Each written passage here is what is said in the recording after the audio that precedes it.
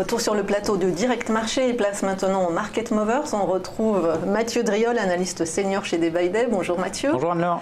Alors Mathieu, parmi les valeurs qui se distinguent à la hausse aujourd'hui, on retrouve Ubisoft. Oui, grosse ouverture, plus 5,60 actuellement, un gap haussier assez net ce matin. Alors on est sur une situation contrastée, alors une tendance haussière de moyen, long terme, très court terme qui avait permis de marquer au cours de l'été un nouveau plus haut à 107,90 après une très belle impulsion passant de 60 justement quasiment 108 en ligne droite.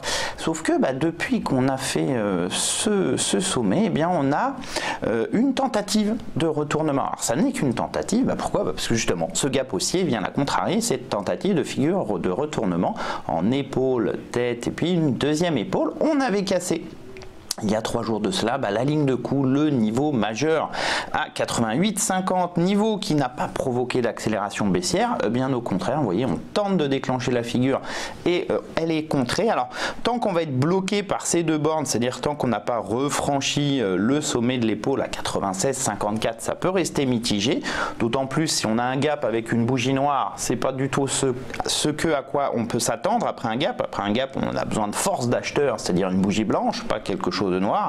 D'un autre côté, tant qu'on n'a pas accéléré sous le support, eh bien, on n'a pas de figure de retournement déclenché, on a plutôt quelque chose qui est un peu excessif à la baisse et puis on fait une reprise. Et bien donc entre les deux, mon cœur balance. Je n'ai plus de tendance haussière nette à court terme, j'ai pas de signaux baissiers validés à plus long terme non plus.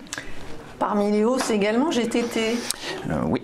On va aller voir le titre qui, tout simplement franchit ses précédents sommets là aussi, un mouvement aussi relativement bien construit. Alors, en 2016, en février, on valait 18, on est à plus de 60 maintenant.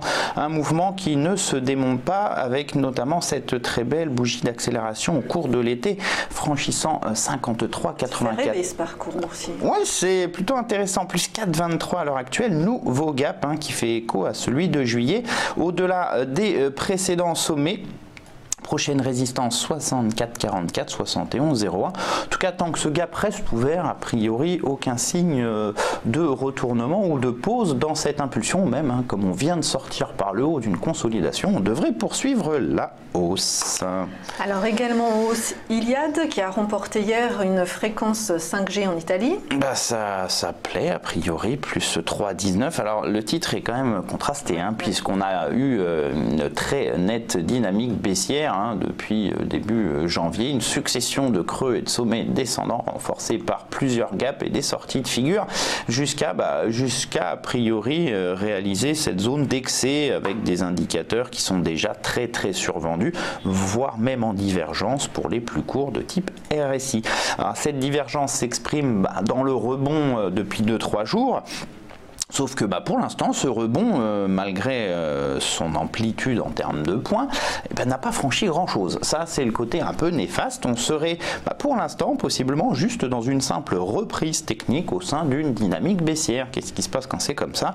On doit chercher théoriquement à vendre le haut de la reprise qui peut se situer entre 121,65 et 130,50. De toute façon, tant qu'on est sous 130,50, vous voyez, gros niveau de support devenu résistance à 2 reprises, la tendance restera baissière. Il faudra être relativement méfiant sur Iliad.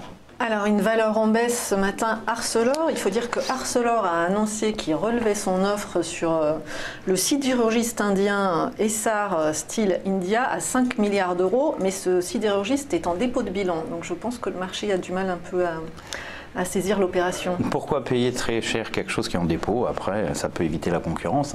Il y a peut-être des actifs. Il y a certainement une explication logique. Mais boursièrement parlant, effectivement, moins 3,30. Ce matin, la problématique d'Arcelor, en fait, c'est cette très large consolidation de moyen terme, puisqu'elle a commencé en janvier 2018. Et puis depuis, on ne fait pas grand-chose boursièrement. On évolue entre 30,67 et 24,27.